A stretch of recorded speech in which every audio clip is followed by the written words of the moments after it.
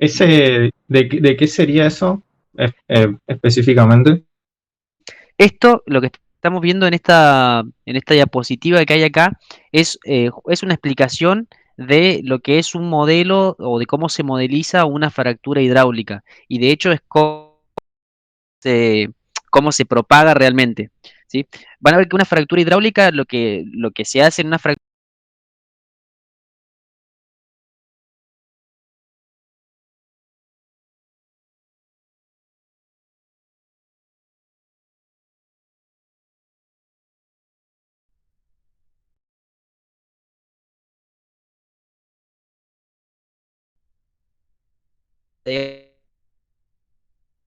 digamos, es bombear un líquido, un fluido que normalmente con lo que se llama, o si alguna vez lo escucharon,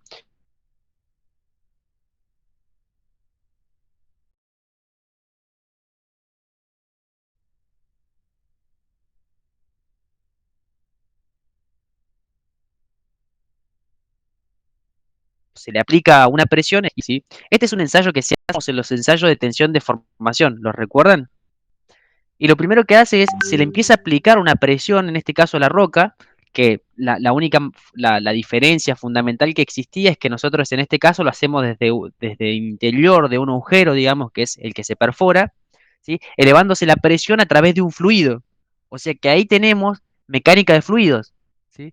O sea, para llevar la presión o la fuerza que va a generar la ruptura de la roca dentro y propagar la fractura, se utiliza un fluido, ¿sí? O sea que ahí tenemos dinámica de fluido. Básicamente, la forma de transferirlo es a través de fluido en movimiento. ¿Y qué hace ese fluido?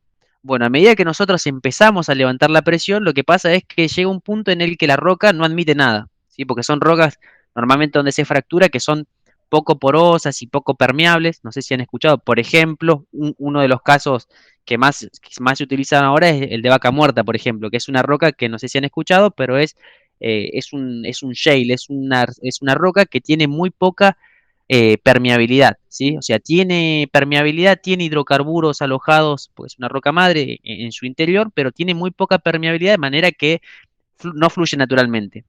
Y eso es lo que se ve. Fíjense que ante un aumento de presión, ¿sí? Primero la roca no admite nada.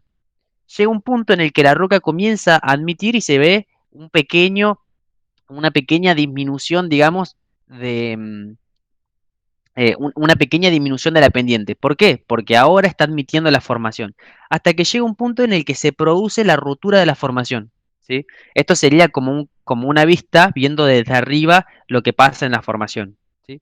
Entonces, ¿cuándo se produce esto? Cuando se supera la tensión de rotura de la roca. ¿Sí? Entonces, ¿qué hay que conocer para poder definir cuándo se va a generar la fractura? Es conocer la presión a la cual se va a romper la fractura. ¿Cuál es la tensión máxima que admite esa fractura?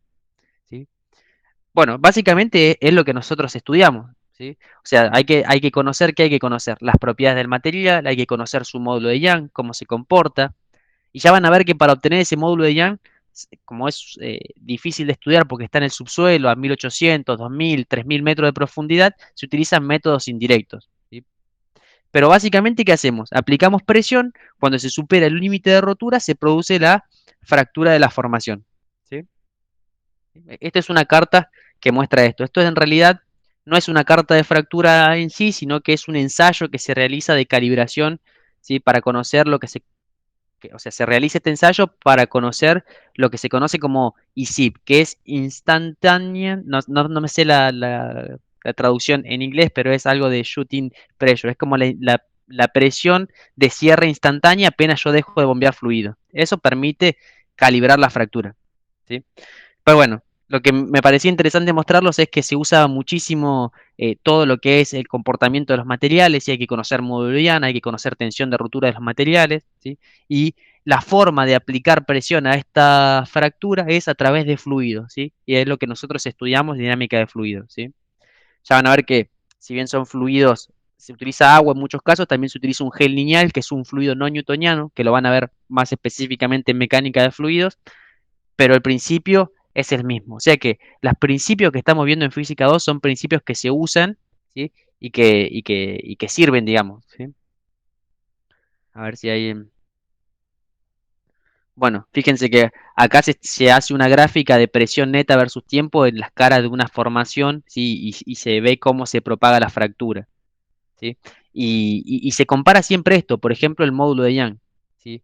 En esta imagen se puede ver cómo una formación que tiene un módulo de Young mucho más chico y una presión de ruptura más chica, la fractura se propaga preferencialmente en esa formación, ¿sí? Que es una formación que presenta un menor módulo de Young.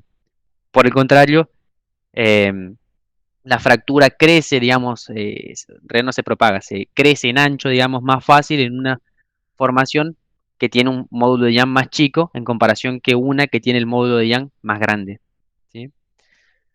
Bueno, ¿por qué les quería mostrar esto? Porque o sea, justo porque lo estaba estudiando, yo lo estaba estudiando por mi trabajo, digamos, y porque es interesante que es las cosas que nosotros estudiamos en la materia, que después se complejizan un poco más, ¿sí? Pero básicamente utilizan el principio de las cosas que estamos viendo en la materia. Así que bueno, me parecía interesante mostrárselo. ¿Sí? Bueno,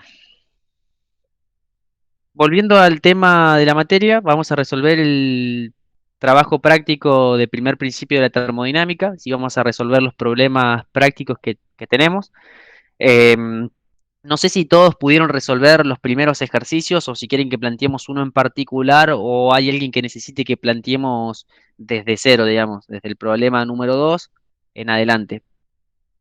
Coméntenme cómo vienen con el material. Profe, yo tenía una duda muy puntual en el uno, que es más teórico que otra cosa. Ajá, eh, que ¿viste donde dice, por ejemplo, en el I que dice analice el caso de gases reales e ideales? Eh, no me acordaba bien qué pasaba en los casos reales, en los gases reales, digo. bien. Si en un sistema la temperatura se mantiene constante, entonces la variación de energía interna es igual a cero. Analice el caso de gases reales ideales.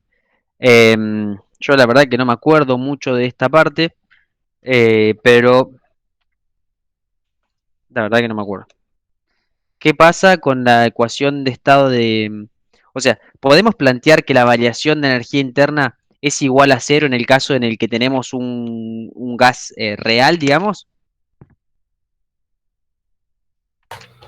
Yo, por lo que tengo entendido, que no, pero no sé bien por qué no se puede.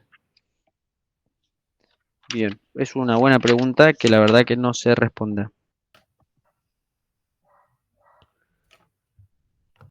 ¿Por qué no podemos plantear que trabaje con gas ideal? Bueno, básicamente, em, o sea, cuando planteamos un gas ideal, ¿sí? ¿Qué estamos planteando? Estamos planteando que la variación de energía interna es solamente función de la variación de temperatura, digamos. Y no estamos incluyendo en el modelo de gas ideal todo lo que son fuerzas intermoleculares, estamos pensando que el gas es ideal, que las partículas básicamente no tienen volumen, que los choques son perfectamente elásticos. Entonces, bueno, se describe directamente la variación de energía interna de un sistema como una función únicamente de la temperatura, ¿sí? Cuando trabajamos con gases reales, la variación de energía interna no es únicamente una función de la temperatura, es una función que depende de otras variables. ¿Sí? Si me preguntas cuáles, no sé bien cuáles, pero no depende únicamente de la temperatura. ¿Sí? Entonces, Claro, está bien, o sea, estamos despreciando un montón de cosas, exact- básicamente. exactamente, estamos modelizándolo como si fuera, como su nombre lo dice, como un gas ideal en el que estamos dejando de lado un montón de efectos. Si dejamos de lado todos los efectos de los que se basa la teoría cinético-molecular, que pensamos que los choques son perfectamente elásticos, que las moléculas no ocupan volumen, que no existen fuerzas de atracción entre ellas, vale decir que la energía interna es una función únicamente de la temperatura. Está bien, está bien, está bien. ¿Sí? Habría que ver cómo es el modelo para un gas real. Yo la verdad no me lo acuerdo. Pero básicamente sí, estamos despreciando un montón de efectos, ¿sí? Que nos permiten modelizar ese gas ideal o la energía interna de ese gas ideal como una función de la temperatura. Es medio de final esa pregunta, pues. Podría ser teórica de final, sí. Sí, sí. Ah, está bien. Listo. No, era eso nomás, profe. Gracias. Bien, perfecto. Em, bien. Sí, si tienen alguna duda más de esto, pregúntenmelos y los charlamos. Si no, lo ideal sería que se lo consulten a Mario, que es por ahí el que más clara la tiene. Entre nosotros lo podemos charlar, no hay ningún tipo de inconveniente, pero no sé si está ahí tan sólido en esa parte. Eh, bueno, yo pasaría a los ejercicios directamente. Ok, Así, porque así aprovechamos el tiempo. Bueno, no sé si alguien quiere hacer una pregunta de eso. ok. ¿Alguno tuvo inconvenientes con el problema número 2 o todos saben cómo plantearlo?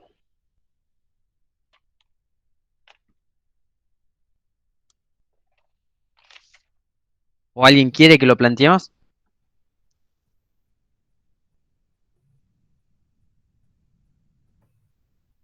Nadie.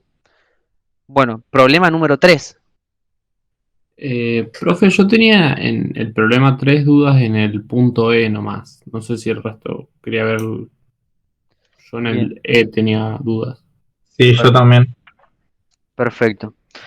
Bueno, vamos a resolver el ejercicio número 3, que es un ejercicio que, que es bastante interesante, ¿sí? Porque les plantea un montón de casos, ¿sí? En el que las, las condiciones iniciales y finales son básicamente las mismas, ¿sí?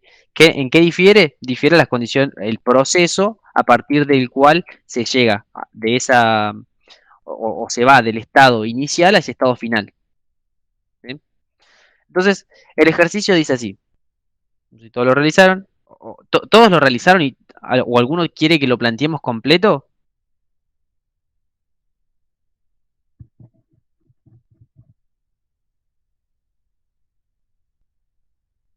Listo, perfecto. Hacemos completo. Bueno, el ejercicio dice así. Tenemos un gas que consistente en 10 gramos de argón, si nos da el calor específico a volumen constante, CB igual a 3 medios de R, y dice que se halla inicialmente a 3 atmósferas de presión y 300 grados Kelvin. Sufre una transformación y finalmente se halla a una presión de 1 atmósfera y 600 grados Kelvin. Nos pregunta, hallar el trabajo realizado, el calor absorbido y la variación de la energía interna para las siguientes transformaciones, todas las cuales pueden llevar al gas desde su estado inicial a su estado final, ¿sí? Y nos presenta varias condiciones, ¿sí? Una es la A presión constante y luego volumen constante, la B es a volumen constante y segundo a presión constante, ¿sí? La C es a temperatura constante y después a presión constante. Bueno, y así presenta varios casos, ¿sí? Bueno, todos los cuales nos permiten llevar al gas desde su estado inicial, ¿sí? Hasta su estado final. ¿Cómo abordamos un problema de este tipo? Bueno, lo que conviene hacer, o por ahí lo más fácil, es dibujar en el plano mecánico, ¿sí? Cuáles son, o plasmar en el plano mecánico el estado inicial, el estado final, que en este caso lo conocemos, ¿sí? Em, que lo conocemos, y plantear las diferentes transformaciones que se plantean. Entonces, básicamente vamos a comenzar haciendo eso. Esperen que agarre la placa al revés. Ahí está. Entonces, ¿qué vamos a hacer? Vamos a plantear en el plano mecánico. ¿Qué es el plano mecánico? Es un plano, ¿sí? Es, es un diagrama en el cual el eje Y es el eje de la presión y el eje X el, es el volumen, digamos. Y tenemos dos puntos, ¿sí?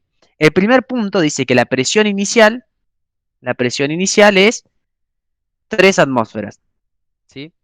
Y una temperatura de ¿qué? De 300 grados Kelvin. La temperatura inicial igual a 300 grados Kelvin. Nos dice que luego de la transformación correspondiente, en su estado final, el gas se halla a una presión de una atmósfera, o sea, presión final, una atm, y una temperatura final igual a 600 grados Kelvin, ¿sí? ¿Qué nos dice además? Nos dice que la masa del gas es de 10 gramos, ¿sí? ¿Qué podemos hacer con ese dato de la masa del gas? Y es un gas que es argón, ¿sí? Cuyo Cb es igual a 3 medios de R, ¿sí? Bien, Em, bien, ¿para qué nos da el dato de la masa? ¿Se puede sacar el número de moles? Bien, con la masa podemos, o sea, tenemos el dato de la cantidad de materia, ¿sí? Entonces, con ese dato de la masa, lo que vamos a hacer, por las unidades en las que nosotros trabajamos, vamos a sacar el número de moles. ¿Cómo determinamos el número de moles? Bueno, nosotros sabemos que el número de moles es igual a la relación que existe entre ¿qué? Entre la masa y la masa molar del gas considerado. Como sabemos que es argón, vamos a ir a buscarlo en una tabla y decir cuánto es, cuál es la masa molar del argón. ¿Sí? No sé si alguno lo hizo. Eso da 0,25 moles. O Bien, sea, da 0,25 moles. ¿Sí? Tenemos 10. la masa molar es 40 más o menos. Ok, o sea que esto sería igual a o sea, la cuenta sería 10 gramos sobre 40 gramos por mol. Gramos por mol. Sí, entonces gramos con gramos se nos van y nos da la cuenta que decía su compañero, el número de moles igual a 0,25 moles. ¿Sí? Entonces tenemos el número de moles. ¿Y por qué es importante este número de moles? Porque en los problemas en los que nosotros estamos trabajando con problemas que son, o en sistemas que son cerrados. ¿Qué implica que son cerrados? Que no existe un intercambio de materia entre el interior y el exterior, o entre el sistema y el entorno. Entonces podemos asumir que la cantidad de materia, o de hecho no podemos asumir, sabemos que la cantidad de materia dentro de nuestro sistema considerado es constante. ¿Sí? Eso es un dato muy importante. ¿Por qué? Porque en física, por lo menos en física 2, trabajamos con sistemas que son cerrados. ¿Sí? Es decir, no existen variaciones de materia. No ingresa ni sale materia de nuestro sistema considerado. ¿Sí? Esa es una de las hipótesis bajo las cuales resolvemos los problemas en física 2. ¿Podemos resolver problemas de sistemas abiertos? ¿Existe manera? Sí, existen formas. En física 2 no las vemos. Trabajamos con sistemas cerrados. ¿Sí? Bien. Entonces tenemos, si ubicamos, em, si ubicamos, a ver si podemos ver. Si ubicamos las transformaciones que nos dicen en nuestro sistema, tenemos que la primera transformación, la transformación A, es una transformación que es, bueno, primero escribamos eh, los estados iniciales y finales de nuestro sistema. Sabemos que tenemos un estado inicial que se encuentra a 3 atmósferas, ¿sí? Y que se encuentra a 300 grados Kelvin. ¿Sí? O sea que se va a encontrar en un punto por acá donde pasa por una isoterma. Recuerden que las isotermas tienen esa forma como hiperbólica en el diagrama PV, en el cual la temperatura es de 300 grados Kelvin. ¿Sí?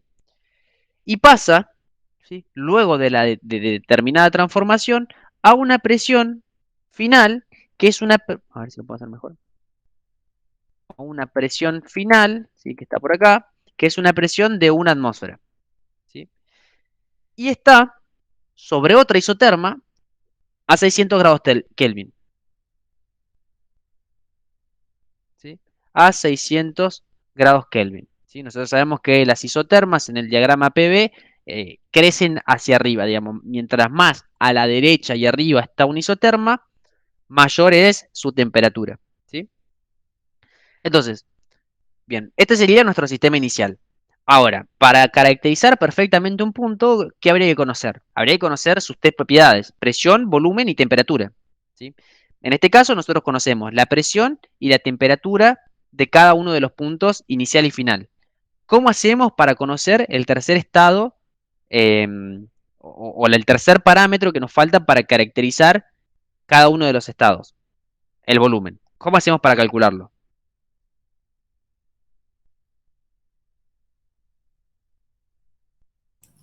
Con la ecuación de los gases. Bien. T por B igual a N por R por T. Exactamente, utilizamos la ecuación de estado de gases ideales, ¿sí? O sea que si utilizamos la ecuación de estado de gases ideales, estamos asumiendo que el gas es ideal. ¿Sí? Entonces, si asumimos que el gas se comporta como un gas ideal, Entonces podemos usar, como bien dice su compañero, la ecuación de estado de gases ideales. ¿Qué nos dice? Que la presión por el volumen es igual al número de moles por la constante universal de los gases por la temperatura. Entonces, ¿qué podemos decir? Que el volumen es igual al número de moles por la constante universal de los gases por la temperatura sobre la presión. ¿Sí? Entonces, de acá, ¿qué pueden determinar? El volumen inicial y el volumen final. Y el volumen final. ¿Cómo hacemos? Bueno, sabemos que el volumen inicial es el número de moles por la constante universal de los gases, que no cambia. El número de moles tampoco cambia porque estamos trabajando con un sistema cerrado. Y la temperatura es la temperatura inicial sobre la presión inicial. Entonces obtenemos volumen inicial. El volumen final lo obtenemos de la misma forma, pero utilizando los parámetros finales. Temperatura final y presión final. ¿Sí? ¿Se entiende hasta acá? ¿O voy muy Profe, rápido? yo Sí. ahí tenía una duda bastante paga que es con el tema de las unidades. Porque yo Bien. trabajé en kilopascales, la presión, por ejemplo, y me dio en metro cúbico, pero nada, me hice lío ahí, no sé si estaba bien lo que saqué. No sé Eh, cuáles serían las unidades eh, que debería usar, digamos. no, o sea, unidades puedes usar la que vos quieras mientras sea Claro, consistente. pero para no mezclarlas entre las unidades, a eso voy. Porque, por ejemplo, yo primero la saqué con pascales y me dio mal, y después usé la presión en kilopascales y ahí me dio bien. Usaste la presión en kilopascales. O todo depende de, o sea, de qué va a depender todo esto, va a depender de esta de las unidades que vos les pongas, la constante universal de los gases. Viste que la constante universal de los gases, digamos, es una sola constante, pero se puede expresar en diferentes unidades dependiendo del sistema en el que vos quieras. ¿Vos Sí. qué con Joule sobre mol Kelvin lo usé. Joule, Joule sobre mol Kelvin usaste? O sea, dijiste que R es igual a, ¿qué valor? 8,31. 8,31 Joule sobre mol grados Kelvin. Sí, Y Joule, ¿qué es? no me acuerdo. Joule es Newton por metro, ¿no? Sí, Es una unidad de trabajo. Newton por metro sobre mol grados Kelvin, ¿sí? Entonces, si vos utilizás, ¿por qué deberías utilizar la presión en kilopascales? Newton sobre metro cuadrado. La debería usar en pascales.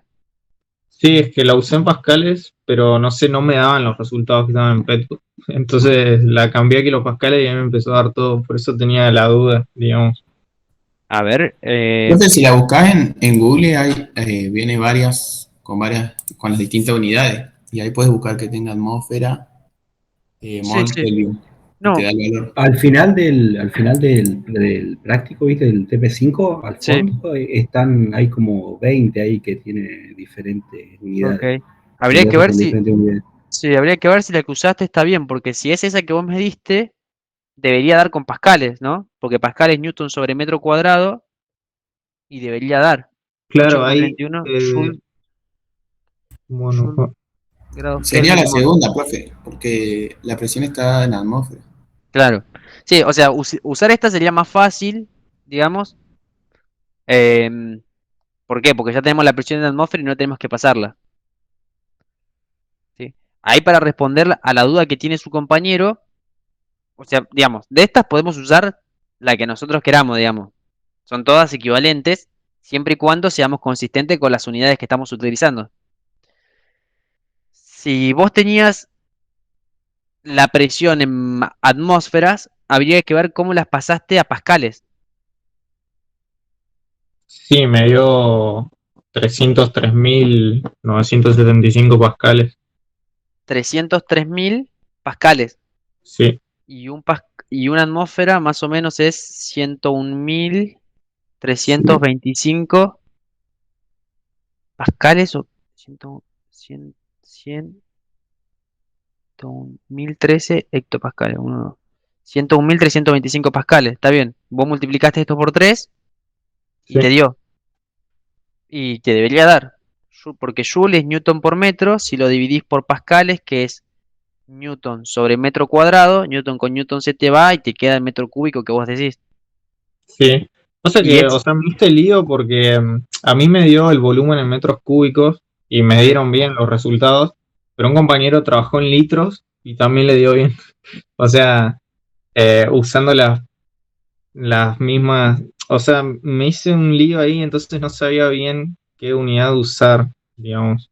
no, o sea, la respuesta sería, podés usar cualquiera mientras seas consistente con las unidades, digamos. También. Podés usar la que quieras, digamos. Siempre y cuando seas consistente con las unidades, digamos. Pero, ¿cómo me dijiste que en metros cúbicos te dio bien? Sí, o sea, no sé si me dio bien el volumen en metros cúbicos, pero los resultados finales de Sí. lo que te pide el ejercicio me dieron bien trabajando con esas unidades. Ok, Pero está en el perfecto entonces. proceso no sabría si me dio bien o no. Pero No, bueno, sí. O sea, de última, fíjate la equivalencia de de ese volumen, si querés compararlo, con el volumen en metros cúbicos que te dio. no, por eso es que nada que ver, no me da nada que ver. ¿Cuánto Por te eso dio, por ejemplo, el volumen inicial? el volumen inicial me dio 2,05 metros cúbicos. 2, Y sí, y un compañero la trabajó en litros y cuando vos lo pasás, nada que ver lo que puso él, pero llegamos al mismo resultado final. Por eso no sé en qué le erré o si él le erró, no sé. y habría que revisar Pero las bueno, después unidades. lo miro yo bien, o sea, no, Dale, dale. ya está. Bueno. ¿Y el volumen final cuánto te dio? 12,3, ¿no? Sí, 12,3 Mira, a mí me metros dio esos cúbicos. resultados en litros. Bueno, a mí metros cúbicos. Claro, Entonces el está. resto eran litros. Sí, sí, habría que ver, sí, sí. No, saqué mal la tabla de Google, porque yo encontré una tabla en Google y evidentemente era acá en litros en vez de metros cúbicos. Estaba mal Ah, ahí. ok, está bien. Puede ser eso entonces. Perfecto. Bien, pero básicamente podrías usar la que vos quieras. Listo, profe, gracias. Bien, entonces acá ahora sí tenemos caracterizado perfectamente los dos estados, el inicial y el final. Tenemos tanto su presión, su temperatura, como su volumen inicial. Volumen inicial, y conocemos también presión, volumen y volumen, o sea, presión, temperatura y volumen final del estado este que vamos a llamar final. Del estado inicial vamos a llamar. ¿Sí? Bien, entonces, ¿qué nos dice el problema? Nos dice que la primera transformación, el inciso A, nos dice que la transformación que lleva a este gas de este estado inicial al estado final es una transformación que es primero a presión constante y luego es a volumen constante. ¿Cómo es una transformación a presión constante? En este gráfico, ¿cómo es?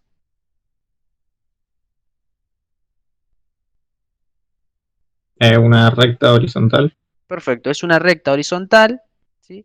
Que me lleva al gas del estado inicial a presión constante a este estado intermedio que podemos llamar, no sé cómo podemos llamarlo.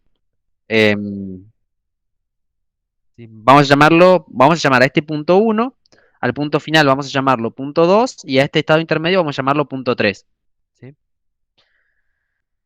Entonces, ¿qué tenemos? Primero, una transformación a presión constante y luego a volumen constante. ¿Cómo hacemos para poder calcular todo lo que nos pide? ¿Y qué nos pide calcular en realidad? Nos pide calcular el trabajo realizado, el calor absorbido y la variación de energía interna para cada una de las transformaciones. O sea, ¿qué nos está pidiendo? Nos está pidiendo calor, trabajo y variación de energía interna para cada uno de los estados. O sea, para cada una de las transformaciones. O sea, me está pidiendo calor, trabajo y variación de energía interna cuando llego al sistema desde el punto uno hasta el punto 2. En este caso, pasando por el estado intermedio 3. ¿Sí? ¿Cómo hacemos para calcularlo? ¿O qué estrategia usamos?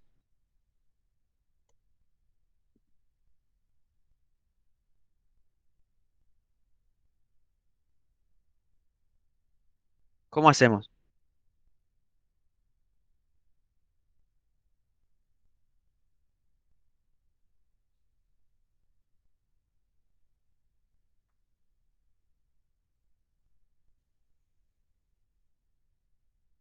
¿Cómo hacemos para calcular em, ¿cómo hacemos para calcular lo que nos está pidiendo? ¿Qué estrategia usamos para conocer cuál es el trabajo total, el calor total y la variación de energía interna total de todo el proceso, digamos? Habría que fijarse qué proceso es primero, si es adiabático, isotérmico. Y bueno, ahí deberíamos sacar los datos del estado intermedio, Bien, perfecto. que es Entonces, como bien dice su compañero, primero, ¿qué tenemos que hacer? Primero tenemos que identificar, o sea, para conocer el calor total, trabajo total y variación de energía interna total de todo el proceso, primero tendríamos que subdividir a todo el sistema o toda la transformación en los procesos que los componen, ¿sí? O sea, deberíamos subdividir a nuestro problema y encontrar el estado intermedio, como bien dice su compañero. ¿Cómo hacemos? Bueno, lo subdividimos, decimos, bueno, nosotros queremos calcular calor, trabajo y variación de energía interna. ¿Y la estrategia cuál va a ser? Va a ser calcular calor del proceso 1,3 y sumarlo al calor del proceso 3,2, de manera tal que me da el calor total en el proceso 1,2. Para el trabajo hacemos lo mismo, calculamos el trabajo del proceso 1,3 más el trabajo del proceso 3,2 es igual al trabajo total efectuado para llevar el sistema desde el punto 1 hasta el punto 2, ¿no? Variación de energía interna, podemos utilizar la misma estrategia y sumarlos o directamente en función del estado inicial y el estado final, ¿sí? Pero bien, lo subdividimos. Agarramos y decimos, bueno, en el proceso, o vamos a poner acá una columna que sea proceso, proceso. Acá tenemos delta U. O sea, en el proceso 1, 2, tenemos que calcular cuánto es el calor, cuánto es el trabajo y cuál es la variación de energía interna. Y luego del proceso 2, 3. ¿Y cómo hacemos para obtener el total? Lo sumamos. Ponemos el neto, que va a ser la suma de ¿qué? El calor neto va a ser la suma del calor 1, 2 más el calor 2, 3. El trabajo neto va a ser la suma del trabajo 1, 2 más el trabajo 2, 3. Y lo mismo con la variación de energía interna. Profe, ¿no sería de 1 a 3 y de 3 a 2? Sí, sí, sí, sí. Sí, la costumbre. Tienes toda la razón del mundo.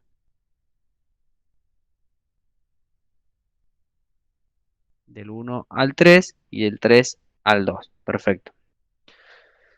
Bien, entonces, ¿cómo hacemos para conocer o cómo calculamos, por ejemplo, em, el calor 1,3, por ejemplo? Lo primero que tenemos que encontrar. Y como es un proceso isobárico, la formulita es, bueno, primero el delta T, o sea, la temperatura final. Bien, sabemos que entonces el proceso 1,3 es un proceso isobárico. Isobárico. ¿Qué significa isobárico? Significa presión igual a constante. ¿Sí? ¿Y cómo calculamos, por ejemplo, el calor en un proceso isobárico? Lo calculamos como con la formulita calor del proceso 1,3, número de moles por calor específico a volumen constante por delta de temperatura. ¿Qué delta? Temperatura final menos temperatura inicial, ¿sí? T3 menos T1, ¿sí? ¿Podemos calcular esto? Profe CP, N por Cp, calor a presión constante. Tiene razón sí, tu lo compañero. que te falta es la temperatura final, que la Perfecto. puedes calcular con la fórmula de gases ideales también. Bien, nos falta la temperatura final, o sea, la temperatura del estado 3, ¿sí? Entonces, para poder calcularla, ¿cómo hacemos? Bueno, venimos al gráfico, por ejemplo, y vemos que del punto 3 conocemos tanto su presión, que es 3 atmósferas, porque la transformación de 1 a 3 fue una transformación a presión constante, como su volumen, ¿sí? Conocemos el volumen de 3, que es coincidente con el volumen de 2, ¿no? Entonces, a partir de la ecuación de estado de gases ideales, podemos determinar cuál es la temperatura 3, ¿sí? O sea, decimos temperatura 3 y la ecuación de estado de gases ideales, sabemos que P por B es igual a N por R por T. Entonces, la temperatura 3 es igual a ¿qué? A la presión en 3 por volumen 3 sobre número de moles por la constante universal de los gases, ¿sí? Y acá podemos ver que la presión la presión 3 es igual a ¿qué? A 3 atmósferas, ¿sí? Y el volumen 3 es igual al volumen final o al volumen 2, ¿sí? Que lo calculamos en el punto anterior, ¿sí? Este volumen inicial es igual a volumen 1, acuérdense, y volumen final era volumen 2, ¿sí? O sea que ese lo conocemos. Entonces determinamos la temperatura 3. Con la temperatura 3, en mi caso me dio 1800 grados Kelvin, no sé cuánto les dio a ustedes, Lo mismo. 1800 grados Kelvin, ¿sí? Entonces, ¿qué hacen? Con esa temperatura 3 de 1800 grados Kelvin, vienen y calculan calor 1,3. Calor 1,3 a mí me dio, o sea, de esta ecuación, me dio 76,875 atmósferas por litro. 76,875 atmósferas por litro. ¿Sí? Bien. O sea que obtuvimos el calor 1,3, ya lo calculamos. ¿Sí? Vamos a poner. No, 76. Sí, 76,875. 76,875. Fíjense que la temperatura final, ¿sí?, fue más grande que la temperatura inicial. ¿Sí? ¿Sí? Bien, entonces el calor nos dio positivo. ¿Sí? Bien, ¿qué más podemos calcular? El trabajo, ¿sí? ¿Cómo podemos calcular el trabajo? Trabajo 1,3.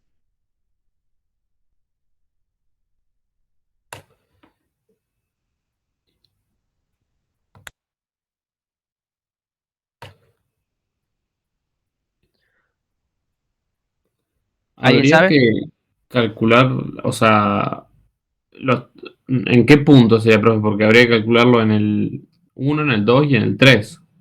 Bien, el trabajo es una función de proceso, ¿sí? Es algo que se da entre dos estados, ¿sí? Es el trabajo que lleva al sistema del punto 1 hasta el punto 3, ¿sí? No existe o sea, no existe la terminología, digamos, o el concepto de trabajo en un punto, ¿sí?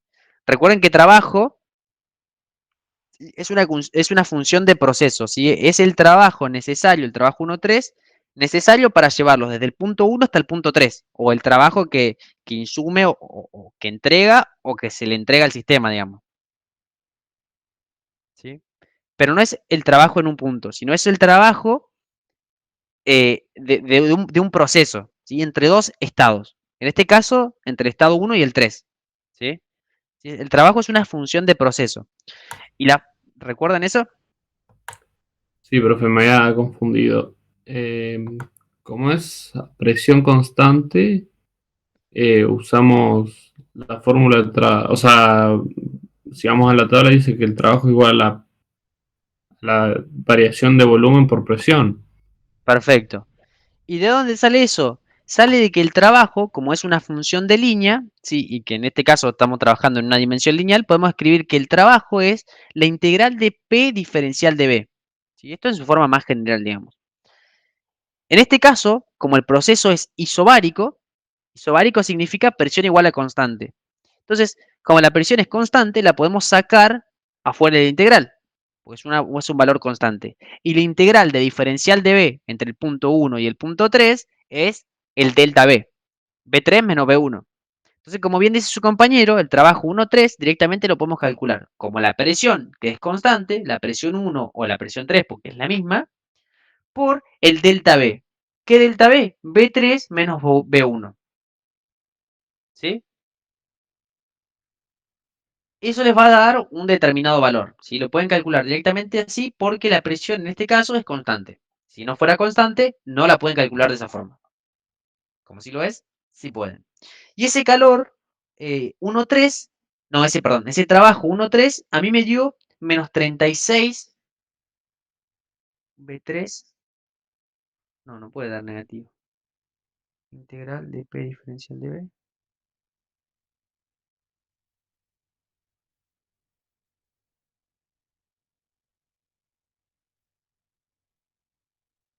trabajo. No sé si es el 3,2. Me dio 30,75. Ahí está, estaba mirando otro. El trabajo dio igual a 30, me perdí vuelta, 0,75 atmósferas litros. ¿Sí? O sea que ese trabajo dio 30,75. Bien, ¿qué nos falta del proceso 1.3? El delta U. El delta U. ¿Y cómo calculamos el delta U?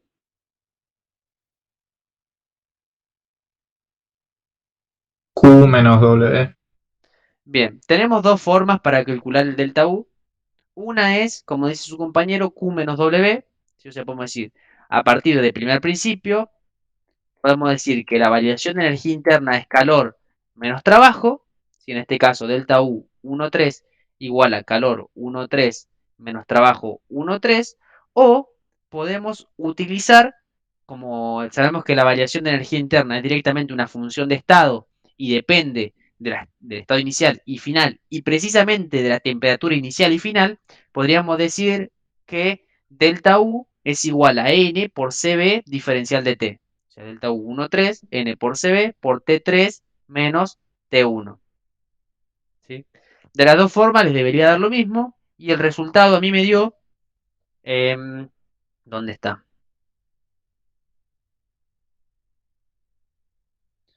46,125. ¿Sí? 46,125 atmósferas por litro. ¿Sí? 46,125. Bien, ¿hasta acá vamos?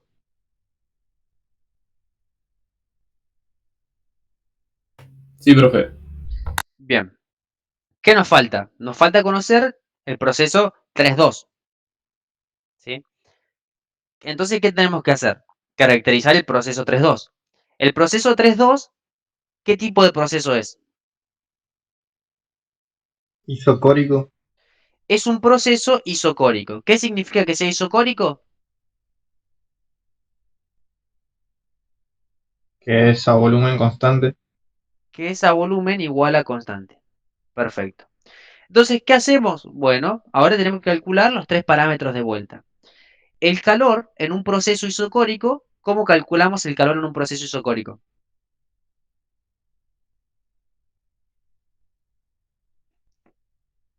Número de moles por CB por delta T. Perfecto. Número de moles por calor a volumen constante por delta T. ¿Qué es delta T?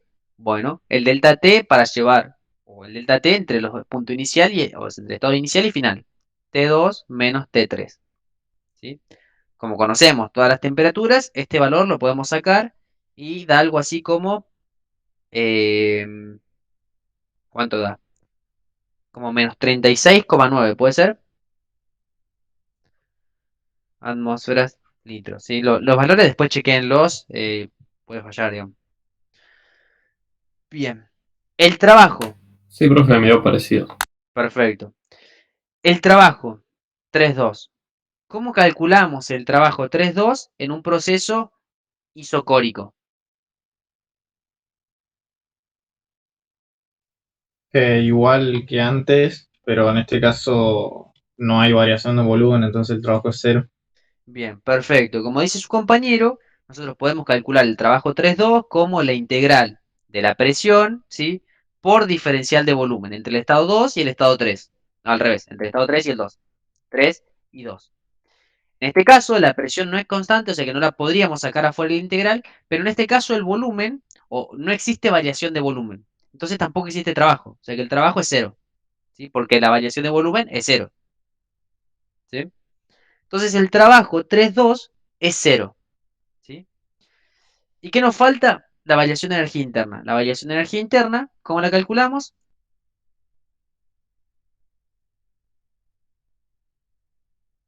Igual que antes también. Bien, tenemos dos caminos. Uno es ¿en función de qué? En función de, Eh, sí, decime. no, no, del primer principio o del delta T también. Perfecto, podemos decir que delta U es igual a Q menos W, ¿sí? Con lo cual, sabemos, o sea, que calor 3,2, variación de energía interna 3,2, todo el estado 3,2, sabemos que como el trabajo es cero, entonces la variación de energía interna es igual, en el estado 3,2, es igual al calor del estado 3,2. Y es igual al valor que habíamos obtenido antes, menos 36,9. Fíjense que de la otra forma, atmósferas litros, en función de el delta de temperatura, nos hubiera quedado directamente la misma función. ¿Por qué? Porque nosotros sabemos que el delta U, como es una función de estado, los podemos calcular siempre como número de moles por CB por delta de temperatura, T2 menos T3. Y estas dos son exactamente la misma ecuación. Entonces es lo mismo. ¿Sí? Entonces, bueno, tenemos caracterizado el punto 3,2. El proceso 3,2, digamos. Tenemos que su calor es menos 36,9, el trabajo es 0 y la variación de energía interna es menos 36,9. El trabajo neto, ¿cómo lo calculamos? O el calor neto, empecemos por el calor neto. ¿Cómo calculamos el calor neto? Va a ser la suma de los dos calores, ¿sí? O sea que es el calor total. Y la suma les da algo de 39,975, si no me falla la cuenta. 39,975. ¿Sí? Recuerden que las unidades en este gráfico son atmósferas por litro. Está todo en atmósferas por litro. Mirá. El trabajo es la suma de 39,75 más 0, o sea, 39,75. No, 30, era un 30 esto, 30,75. ¿Sí? Y la variación de energía interna pueden hacerlo de dos maneras. Sumando la variación de energía interna de los dos sistemas, ¿sí? O sea, del proceso 1,3 y el proceso 3,2, no de los dos sistemas, de los dos procesos. O haciendo primer principio en el trabajo neto como calor neto menos trabajo neto. O sea, podrían decir, sumando las variaciones de energía interna así, 46,125 menos 36,9. O podrían decir que delta U neto es igual a ¿qué? A calor neto menos trabajo neto. ¿Sí? De las dos formas les tiene que dar lo mismo y da un valor así como 9,225.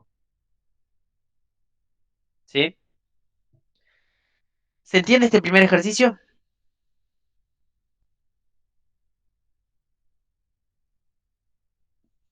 Sí, profe, se entendió. Bien, y el mecanismo de resolución es importante que quede claro. ¿Sí? Bueno, ¿tenemos alguna forma de verificar que esto nos haya dado bien?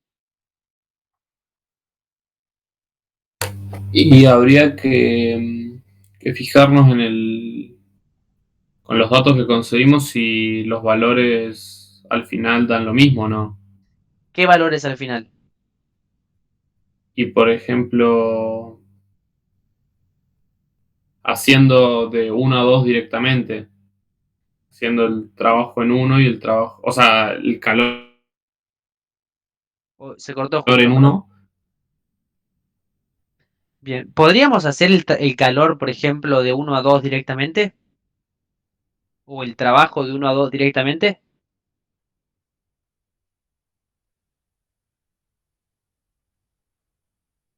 No, claro. El delta uno más podríamos hacer porque tenemos los estados Exactamente. inicial y final. Perfecto. Eso es importante. El calor y el trabajo son funciones de proceso. Entonces, no es lo mismo hacerlo de 1 a 2 directamente porque no estamos respetando el mismo proceso. Lo que sí podemos hacer, como bien dijiste, es en función de la variación de energía interna, porque la variación de energía interna es una función de estado y depende solamente del estado inicial y el estado final. Así que podrían verificar, ¿sí? Haciendo la variación de energía interna desde el punto 1 hasta el punto 2. Y como la variación de energía interna la pueden calcular siempre igual, podrían fijarse si esa variación de energía neta es igual al producto de N por CB por el delta T total, o sea, desde 1 a 2, T2 menos T1. Si hacen esta cuenta, les debería dar exactamente ese mismo valor. Más o menos los decimales, ¿no? Pero bueno, les debería dar ese valor. ¿Sí?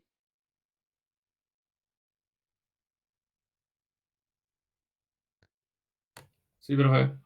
Bien, genial. ¿Alguna duda, alguien?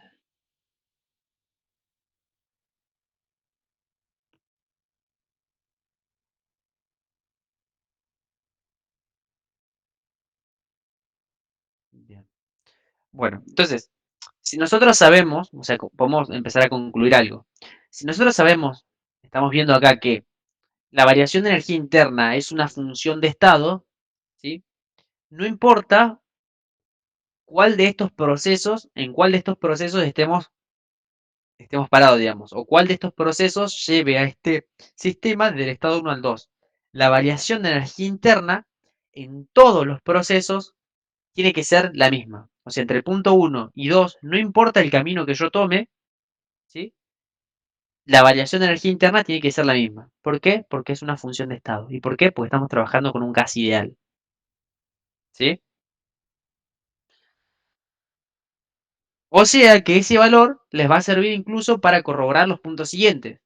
Si en los puntos siguientes calculan la variación de energía neta del sistema y les da un valor diferente a este, ¿qué tendrían que revisar? Las cuentas, porque hay algo que en algún lado le erraron, ya sea en esto o en lo otro, pero en algún lado le erraron. ¿Por qué? Porque entre el punto 1 y el punto 2, la variación de energía interna es siempre la misma, sin importar el camino que tomen. No pasa lo mismo con el trabajo y no pasa lo mismo con el calor, que son funciones de proceso. ¿Sí? ¿Hasta ahí vamos?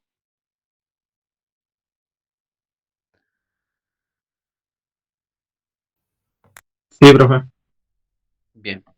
Después les hace un par de preguntas más, que, bueno, la primera era para que vayamos entendiendo el mecanismo. Los otros vamos a hacer las gráficas y vamos a ir directamente al que tenían dudas. ¿Sí les parece bien? Así no perdemos tanto tiempo. Sí, por favor. Bien. Entonces, el inciso B, sabemos que tenemos que pasar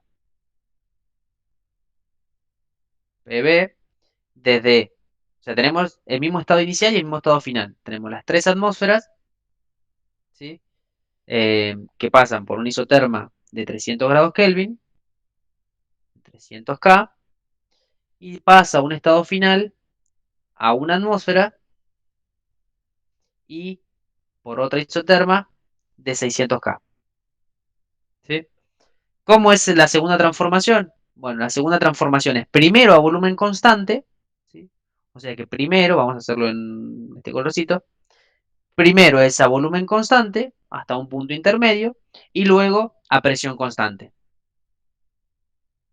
¿Sí? O sea que el ejercicio se plantea de la misma forma, la única diferencia es el proceso y va a ser diferente. ¿Sí? ¿Sí? Van a ver que les va a dar resultados diferentes. ¿Sí? Incluso, para destacar la diferencia, yo no sé si recuerdan, pero la integral del trabajo que nosotros estamos realizando, ¿la recuerdan que es la integral de P diferencial de B? Fíjense que el trabajo ustedes siempre lo plantean como la integral de P diferencial de B. ¿Recuerdan eso? ¿Y qué es el trabajo? O sea, ¿qué es si nosotros graficamos en un diagrama P, B, ¿qué representa la integral de P diferencial de B? ¿Recuerdan eso de análisis? El área bajo la curva. Es el área abajo de la curva, ¿sí? ¿Y, y qué nos representa entonces el área abajo de la curva? Si nosotros tenemos una curva que lo llevamos de un proceso de un estado inicial a un estado final, de un estado 1 al 2, ¿sí? Cualquiera sea el proceso, el trabajo para llevar el sistema del estado 1 al estado 2 está representado como el área abajo de la curva, ¿sí? Acá en este caso podemos ver que el trabajo necesario para llevar el sistema de este estado 1 al estado 2 es el área abajo de la curva, es esto, ¿sí? O sea, tiene un determinado valor. En el caso anterior, fíjense la diferencia. El trabajo, que es también el área abajo de la curva, es todo esto, ¿sí? O sea, ¿cómo es el trabajo en el inciso A con respecto al trabajo en el inciso B? Mayor. Bien, en el inciso A es mayor el trabajo, ¿sí? O sea que ya sabemos que el trabajo va a cambiar, es mayor en el inciso A, el calor va a ser diferente, pero lo que se va a mantener igual en todo el proceso es la variación de energía interna neta del sistema. ¿Sí? Pero ya vemos que el trabajo y el calor son funciones del proceso. Dependiendo del proceso, el trabajo es diferente y el calor es diferente. ¿Sí? Bien. Ahora, el inciso... Vamos a ver si podemos ver. Bien. El inciso C, ¿qué nos dice? A temperatura constante y después a presión constante. ¿Cómo sería eso? Bueno, primero es a temperatura constante, ¿sí? O sea que si hacemos el mismo gráfico, ¿se confunden si lo hago en el mismo gráfico o no? Bueno, lo hago en otro. Presión, volumen, pasa el punto 3. Profe, Sí. ahí en los resultados están los gráficos. ¿Están los gráficos? Claro, hay un coso que muestra los gráficos y las tablas de los resultados, así no te Ah, pones a hacer bueno, está bien. todos Entonces, los gráficos.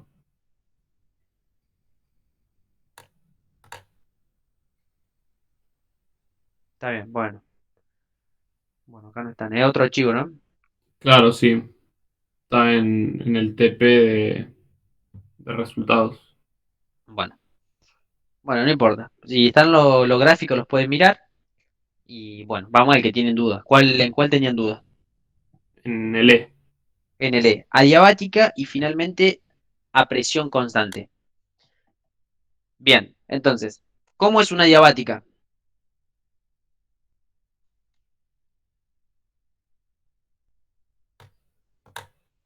Que su calor es igual a cero, no intercambia calor. Bien, en un proceso adiabático, si vamos a hacer este inciso, el E era, ¿no? Sabemos que si es un proceso adiabático, no intercambia calor con el sistema, con el medio, perdón. El sistema no intercambia calor con el medio. Punto uno al punto 2. ¿Sí? Y sabemos que la diabática es una curva que tiene una mayor, o sea, que tiene una mayor pendiente que eh, o sea, tiene una pendiente más grande que la isoterma, ¿no? Entonces podemos graficarla, que primero es una curva adiabática, no es una curva, es un proceso adiabático hasta un punto 3 intermedio, y luego es a presión constante, ¿sí? Hasta el punto 2. ¿Sí? Este es el de 600K y este es el de 300K. ¿Sí? Bien. Y si estamos trabajando, no estamos trabajando con esto, ¿eh? No. Estamos trabajando con este. Sabemos que tenemos un proceso 1,3 que es adiabático. ¿Sí? Y si es adiabático, ¿qué implica?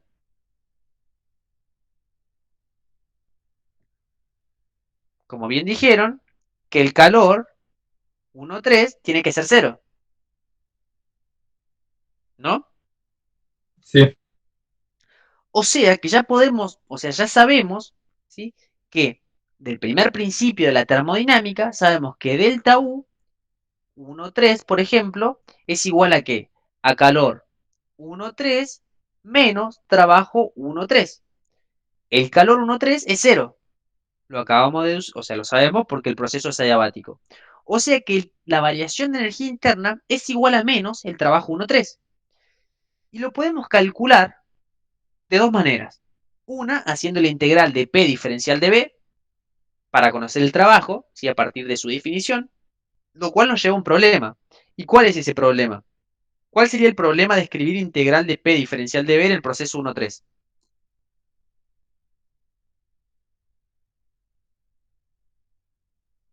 que no conocemos el volumen final, Que no el volumen del conocemos, 3. no conocemos primero el volumen 3 y después tiene otra complejidad, que ahora la presión no es ni constante ni es cero, sino que tiene una ley de proceso que es diferente. ¿Y cuál es la ley de proceso en un sistema adiabático? Bueno, en un sistema adiabático, la ley de proceso es P por B a la gamma igual a constante. O sea que para calcular ese trabajo 1,3 a partir de su definición, ¿qué tendríamos que hacer? Tendríamos que integrar la función P por B a la gamma igual a constante para poder, o sea, tenemos que decir, la presión Es la integral de la presión por diferencial de volumen. ¿Sí? ¿Qué presión? La presión que va tomando el sistema. Esta presión no es constante en todo el sistema, por lo tanto la tenemos que integrar.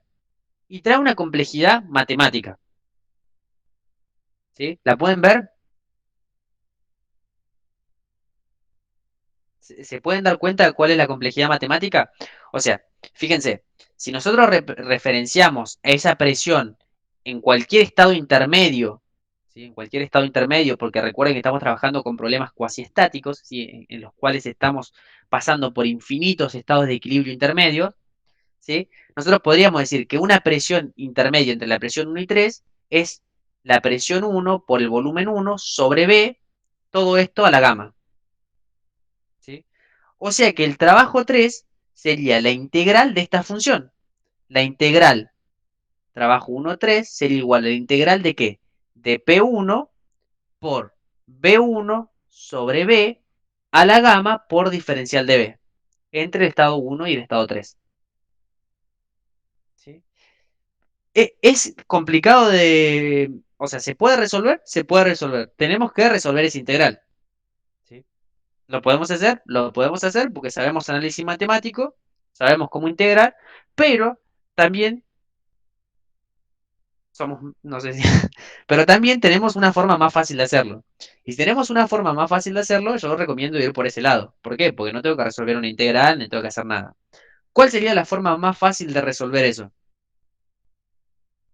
Para conocer el trabajo o el trabajo 1,3, que es coincidente con la variación de energía interna del proceso 1,3, pero con otros, con el signo cambiado.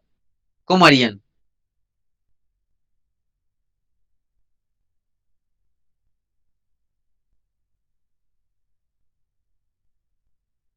La verdad, ni idea, profe.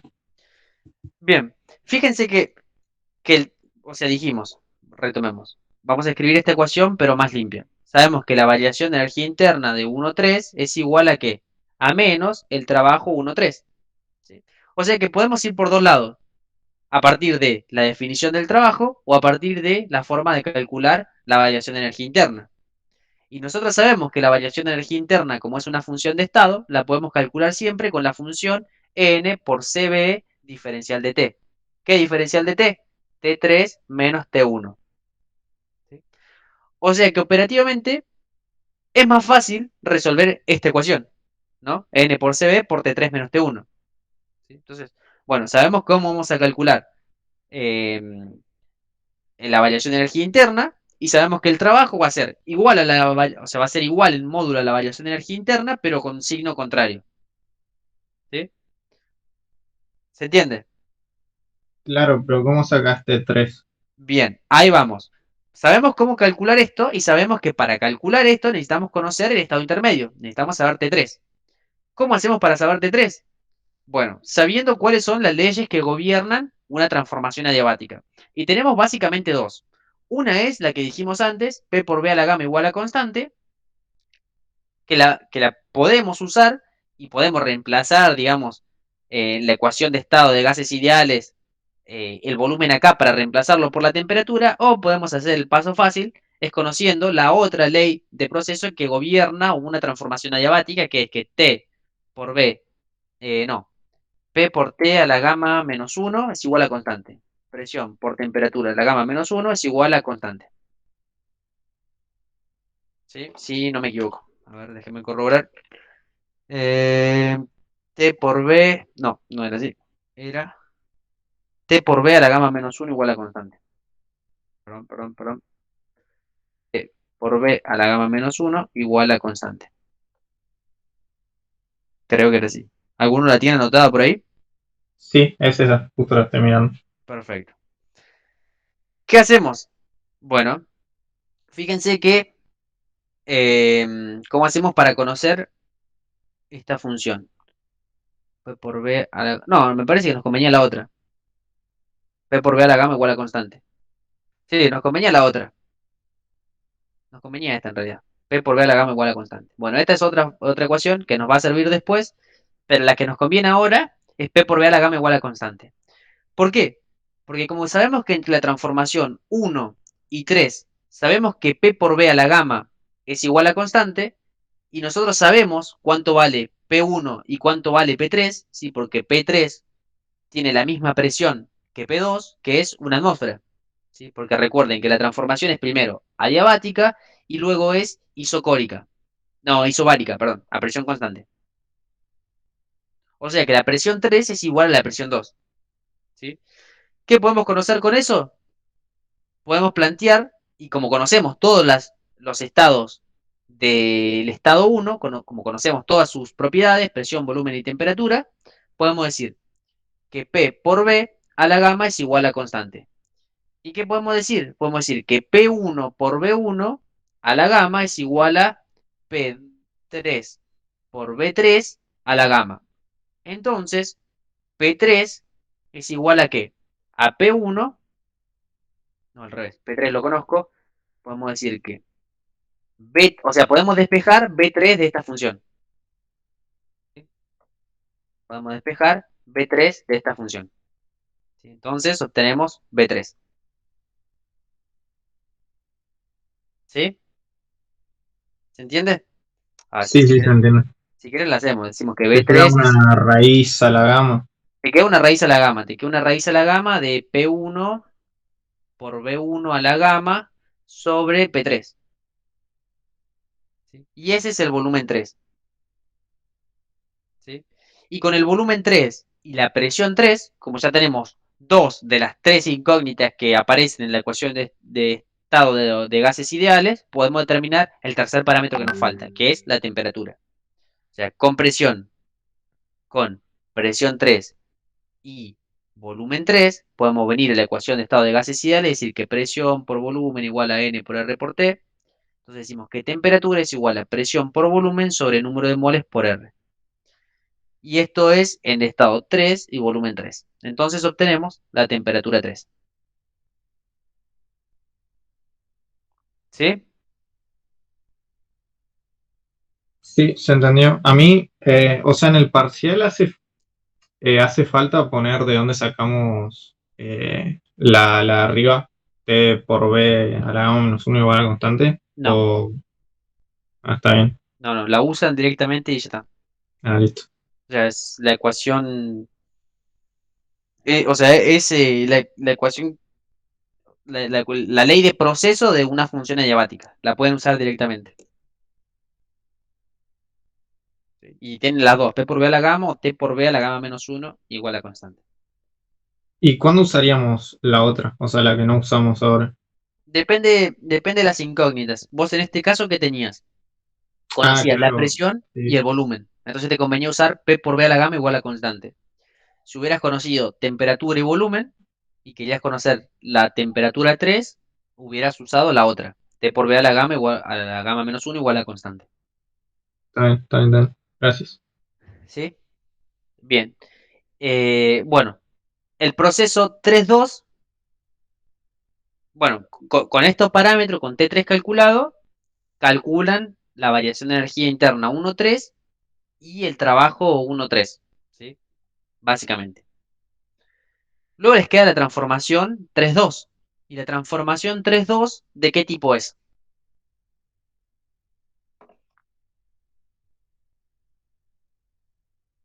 Isobárica. Es isobárica. Si es isobárica, la presión es igual a constante. Entonces, ¿cómo calculan el trabajo? O sea, el proceso, básicamente, proceso. Proceso 3.2 era, es una transformación isobárica. Eso implica presión igual a constante. Si la presión es igual a constante, ustedes pueden calcular el trabajo 3.2 como presión por diferencial de B2 menos B3.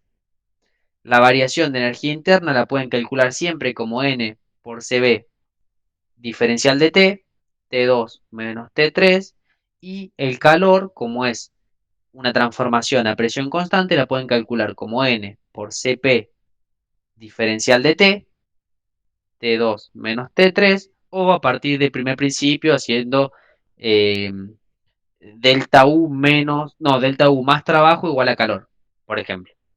¿Sí? Entonces calculan el proceso 3-2. ¿Sí? ¿Se entiende? Sí, profe, genial.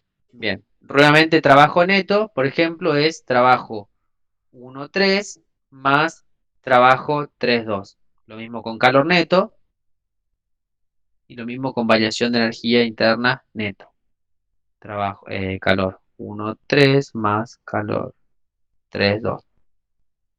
¿Sí? Variación de energía interna 1,3 más variación de energía interna 3,2. ¿Sí? Recuerden que esta variación de energía interna neta, ¿sí?, tiene que ser la misma que la que habíamos calculado antes en el inciso A y la que van a calcular en el inciso B y la que van a calcular en el inciso C. ¿Por qué? Porque siempre están yendo desde el mismo estado inicial hasta el mismo estado final. Y la variación de energía interna es una función de estado. ¿Sí? Depende del estado inicial y del estado final. No así con el trabajo y el calor. De hecho, acá podemos ver que el trabajo ya va a ser diferente, porque el trabajo, que es el área bajo de la curva, en este caso es esta área. ¿Sí? Es un trabajo diferente al que habían calculado en todos los casos anteriores. ¿Sí? Bien. ¿Se entiende? ¿Alguna duda?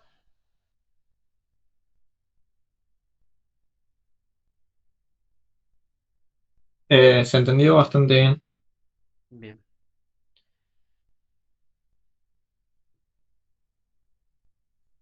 Bien, genial.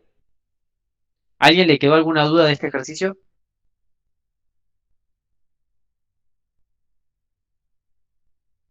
¿No? ¿Nadie? ¿Ya nadie? Bueno. Bueno, ya está resuelto este entonces. Los otros los dejo para que los planteen y bueno, cualquier cosa consulta. ¿Cuál más? En el inciso 4 tenían dudas. En el ejercicio 4. Yo me quedé ahí directamente, no sé, pero no sé, por ahí los que avanzaron más les quedaron dudas en otros. Bien. Por ahí podemos hacer eso, evacuar las dudas de los que tengan dudas. Y creo que a los que no hicieron, no llegaron, les va a servir todo, me parece, ¿no? Sí, a mí me va a reservar. Así que, Perfecto.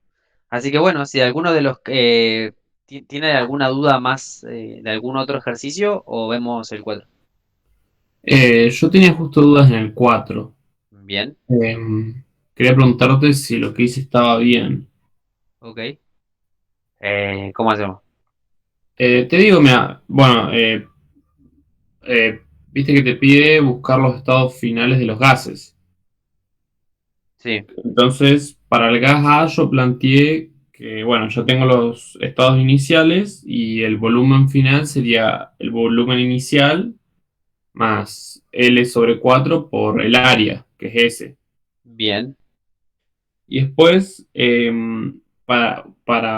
como es un proceso adiabático, uso la ley de proceso, que me queda que la presión final por el volumen final es igual a constante. Entonces lo que hago, ahí tenía una duda, ¿yo puedo suponer que la constante es uno o no? No puedo suponerlo. que la constante, ¿qué constante? Porque Gamma. viste, en la ley de proceso nos queda que P por B a la gamma es igual a constante. Sí. No, no puedes asumir que es uno. Ah, Digamos, es lo que valga. bueno, ahí lo hice mal entonces. O sea, te queda elevado la Eh, gama, digamos. claro. No, bueno, ahí lo hice mal eso entonces. Bien. Y después me dijiste eh, que el sistema es adiabático. Eh, ¿Sí? o sea, en un principio es adiabático y después la parte A deja de serlo. Bien. Bien. O sea, vos decís en el estado inicial. Es adiabático. Bien, bien. O sea, en el estado inicial, como es un estado, digamos, el concepto de adiabático es de un proceso, ¿no? O sea, en el estado inicial está como está, digamos. ¿Sí? Ah, bueno, ¿Se entiende la diferencia, digamos? claro, claro. El B sí sería diabático, ¿no? El B, si en toda su transformación es adiabático. ¿Sí? Buenísimo. El A, o sea, digamos, en el estado inicial es el estado inicial, no es un proceso. Entonces, por ahí el término adiabático está asociado a un proceso. ¿Sí? ¿Sí? Hola.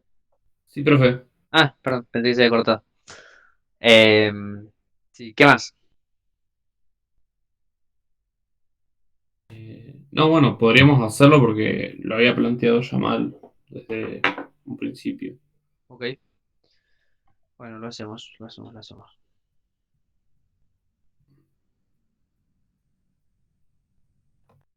¿Cuándo rinden esto, chicos? El sábado a las 2.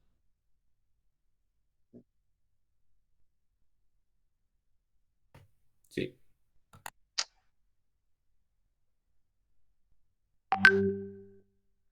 Chu- No, no guarda.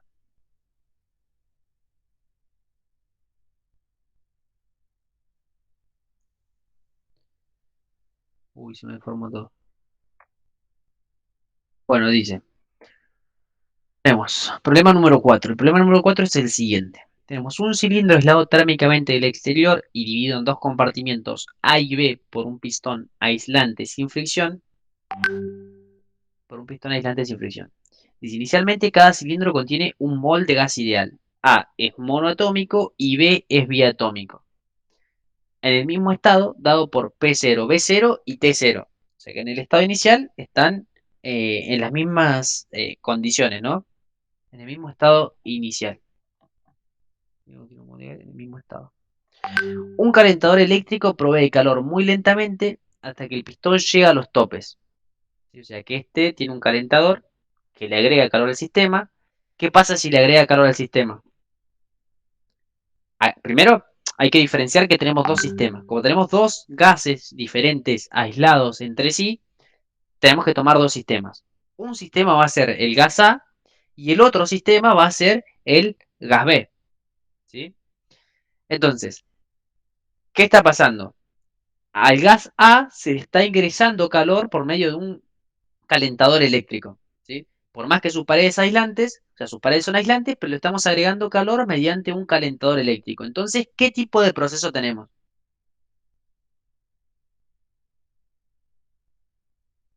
¿Podemos decir que es adiabático, que es isotérmico, que es isobárico o algo de eso? Eh,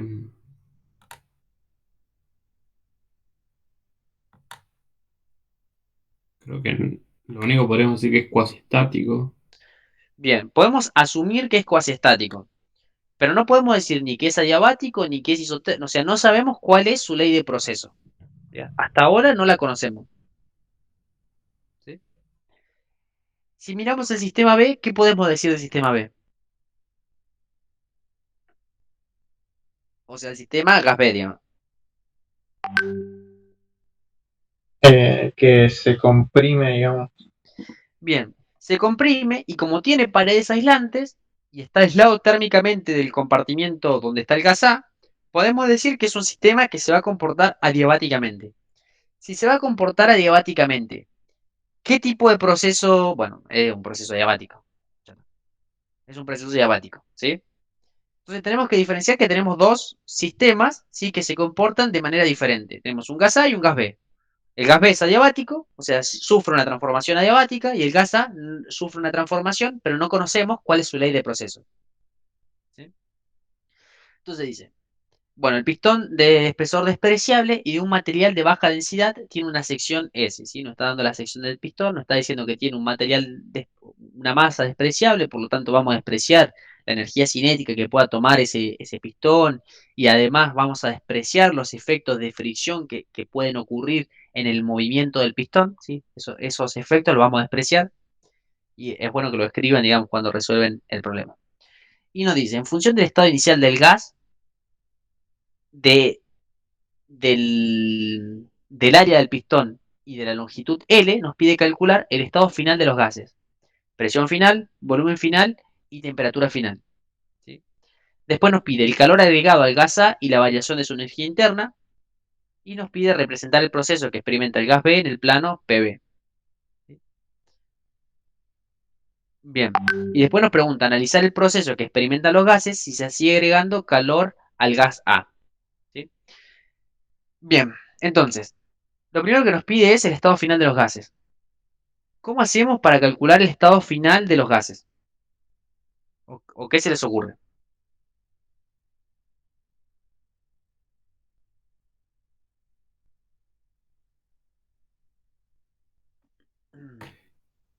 Y yo Y trataría de dibujar el diagrama primero y después ver qué puedo hacer. No se me ocurre otra cosa. Bien. ¿Podemos empezar haciendo Eh, eso? Sí. Profe, ¿las Bien. presiones van a ser igual o no? La presión que hace el gas A y la del gas B. Bien. Excelente. Eso es una conclusión que está muy bien sacada y que habría que hacer un diagrama de cuerpo libre para ver qué está pasando. Nosotros sabemos que el sistema es un sistema o estamos asumiendo que el proceso va a ser cuasiestático. ¿Por qué lo asumimos así? Para que lo podamos dibujar en un diagrama PV y podamos calcular todos los parámetros que nos piden. ¿Sí?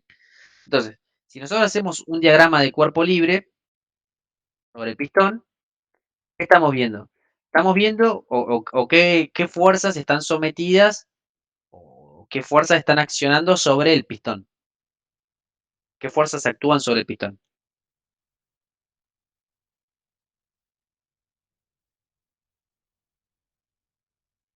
Bien, la presión que ejercen los gases por su sección, o sea, la presión de A por la sección más la presión, del otro lado tenemos la presión del gas B por la sección.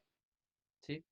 ¿Qué más tenemos? Bueno, podríamos agregar la fricción o el peso del pistón, pero nos dice que la masa del pistón es despreciable y nos dice además que, y además podemos asumir que no existe fricción. O sea, una hipótesis simplificativa, no existe fricción.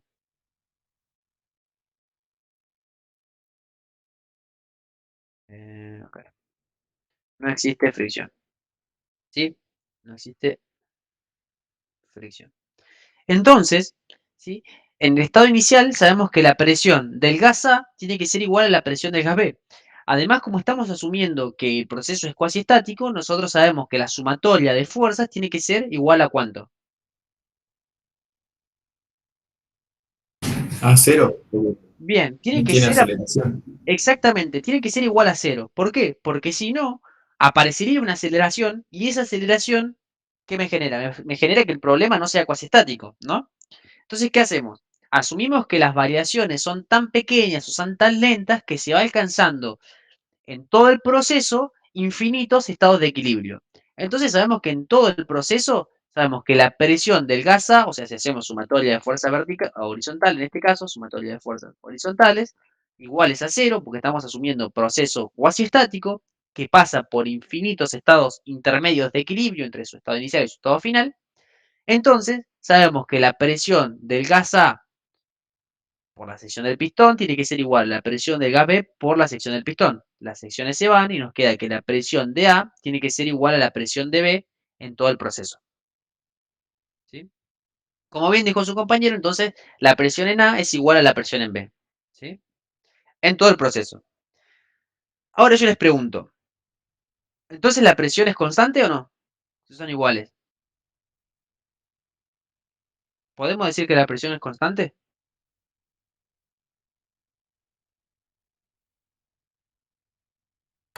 Sí, porque el área es la misma. Bien. En realidad no. Podemos decir que las presiones son iguales, pero no son constantes. ¿Sí? Hay una diferencia. Claro, Porque, sí, eso. ¿sí? Era para nada, para ver, diferenciar O eso sea, nada más. sí, la presión varía, pero la presión en A y la presión en B son iguales, serían. Exactamente. La presión va a ir variando, pero siempre se va a mantener esa relación. ¿Por qué? Porque siempre en el punto en el que nosotros hagamos nuestro diagrama de cuerpo libre, vamos a ver esto. ¿Sí? Entonces, las presiones van a ser iguales. Las presiones van a ir variando, pero son iguales entre sí. ¿Sí? Bien, entonces, nosotros sabemos que los gases parten todos o sea, del gas A y del gas B parten del mismo estado inicial, de la misma presión, volumen y temperatura. ¿Sí? Fíjense que acá nos lo dice. Inicialmente, cada cilindro contiene un mol de gas ideal en el mismo estado dado por P0, B0 y T0. ¿Sí? O sea que tienen el mismo estado inicial. Entonces, si nosotros hiciéramos en un diagrama PV, ¿qué va a pasar? Vamos a tener que inicialmente los dos tienen el mismo volumen, ¿sí? Porque están los dos a la mitad de la longitud total, o sea, tienen un volumen inicial que es igual, digamos.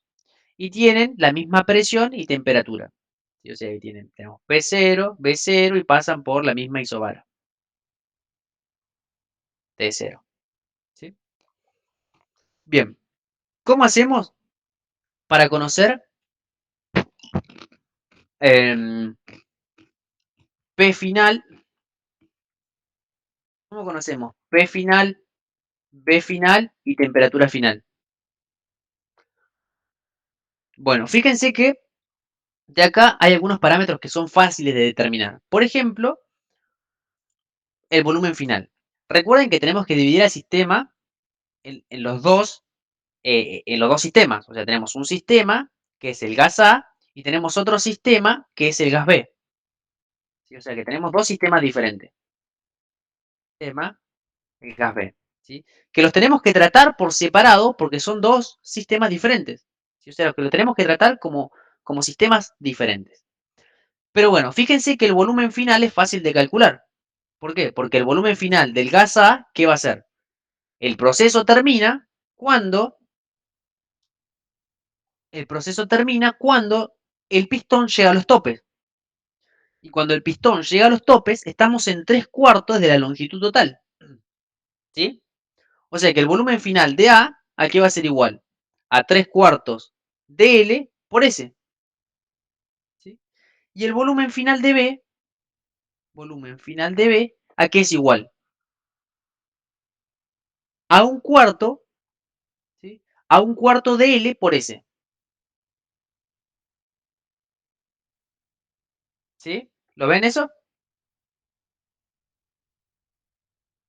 Sí, profe.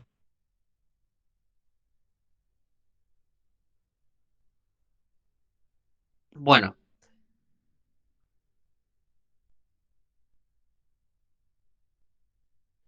bueno. Bien, entonces el volumen final ya lo tenemos. ¿Sí? ¿Qué más necesitamos calcular? Bueno, temperatura final o presión final. ¿Con qué quieren empezar?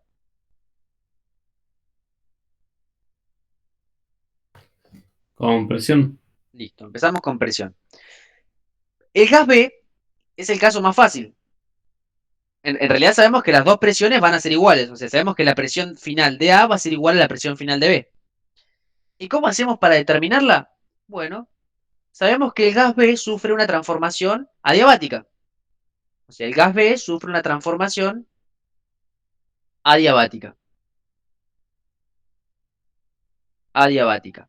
Si sufre una transformación adiabática, vale la ley de proceso P por B a la gamma igual a constante. ¿No? Entonces, ¿qué podemos decir? Podemos decir que la presión final del gas B, ¿a qué va a ser igual? A P0 por B0 a la gamma sobre B final de B también elevado a la gamma. O sea, todo esto elevado a la gamma. ¿Sí? ¿Se entiende? Sí, se entiende. ¿Se entiende de dónde viene esto? Esto viene a decir que P0 por B0 a la gamma es igual a P final por B final a la gamma. ¿Sí? De B. ¿Sí? Bien, y ya tenemos volumen y presión. Sabemos además que la presión final del gas A es igual a ¿qué? A la presión final del gas B. Y también la tenemos. ¿Sí? Porque fíjense que nos quedó en función de ¿qué? De los datos. P0, B0 y B final, que lo calculamos, que nos queda en función de la longitud y el área del pistón. Hasta ahí vamos.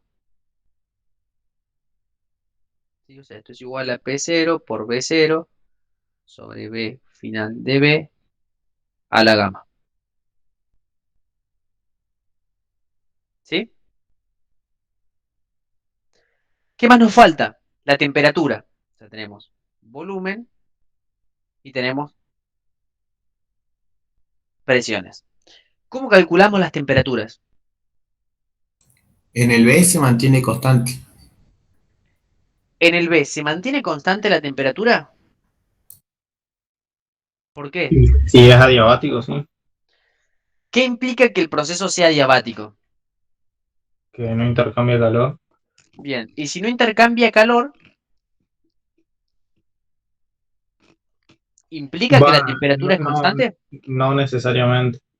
Bien, lo que implica adiabático es, como bien dicen, no intercambia calor. Pero ahora imagínense el gas B.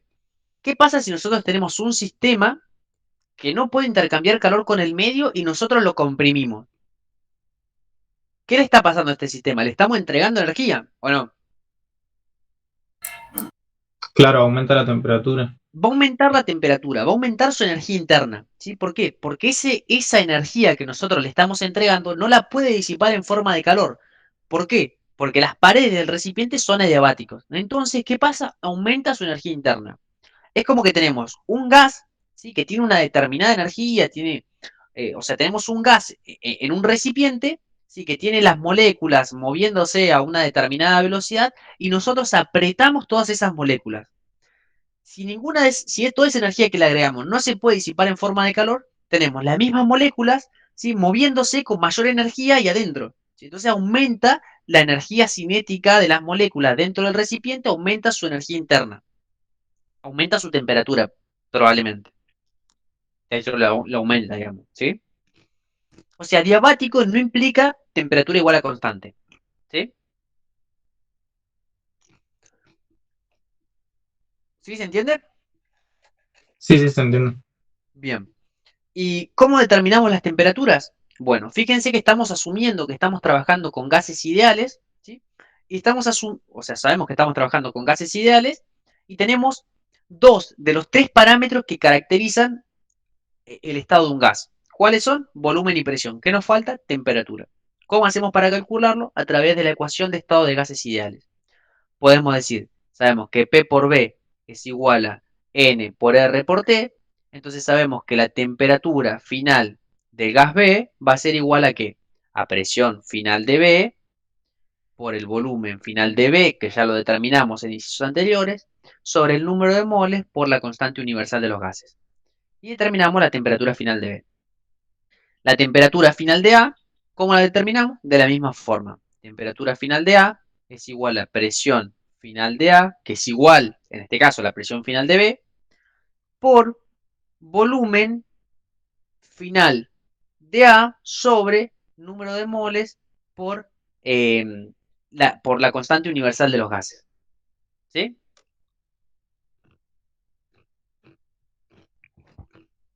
¿Sí? ¿Se entiende?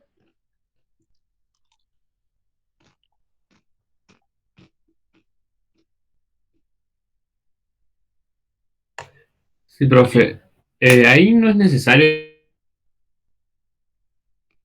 que pongamos cuánto vale la P final y la B final, las temperaturas. No, o sea, fíjense que en este caso no tenemos datos, ¿sí? Por lo tanto, estamos poniendo las presiones, volumen y temperaturas finales en función de lo que es datos. La sección del pistón, el largo de la cámara, presión cero, volumen cero y temperatura cero. Iniciales, digamos. ¿Sí? Buenísimo. Fíjense que todo nos quedó en función de los datos. ¿Sí?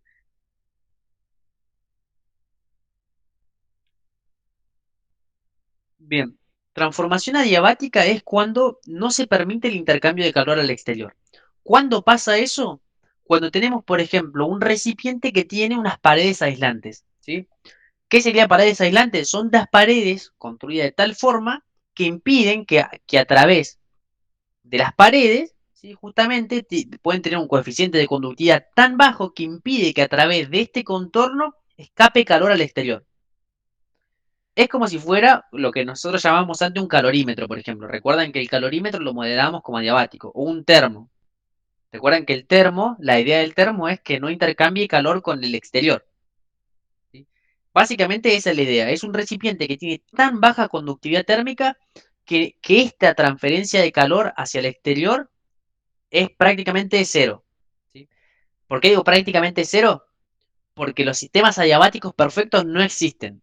Siempre existe intercambio, por más bueno que sea el sistema, con el exterior. Pero lo modelamos como si no existieran pérdidas de calor. ¿Sí?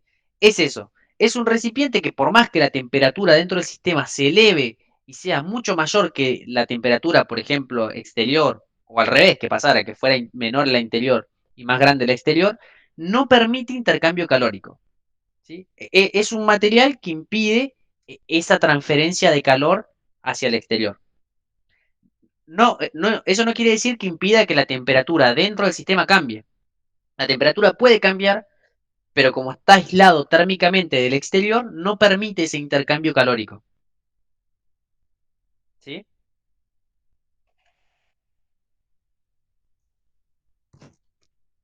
¿Te respondí más o menos? No. Bien, no. Bien, esa sería la idea.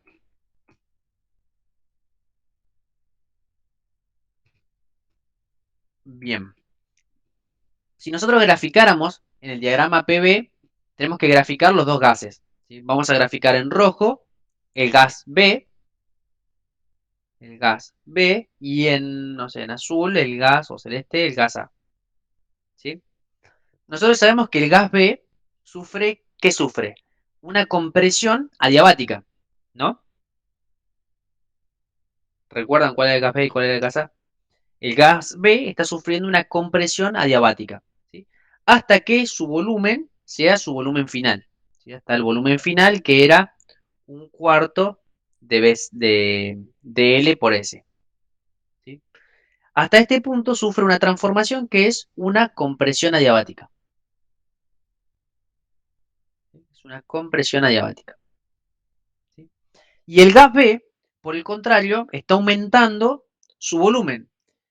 Pero a la vez que aumenta su volumen, ¿sí? Hasta su volumen final, que era 3 cuartos de L por S, la presión iba siendo en todo punto, ¿sí? En todo punto, o sea, si se corría, o sea, lo que aumentaba en volumen el cilindro A, lo disminuía en volumen el cilindro B, pero la presión se mantenía constante, es decir que es una gráfica, ¿sí? Que tiene un perfil simétrico, ¿sí? Con respecto al gas B, ¿sí? Y que va teniendo en todo punto la misma presión, ¿sí? De manera tal que también en el estado final tienen el mismo valor de presión. ¿Sí? ¿Sí? ¿Se entiende?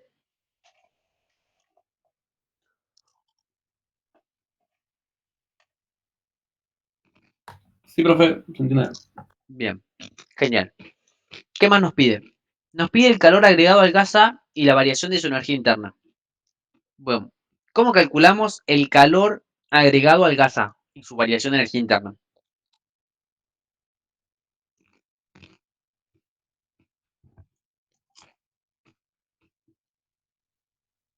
Para el gas A nos pide el calor agregado, el calor en el proceso, vamos a llamarlo 0,1, y la variación de energía interna, 0,1, del gas A, ¿no? Estamos trabajando con el gas A. ¿Cómo la calculamos? ¿Qué se les ocurre?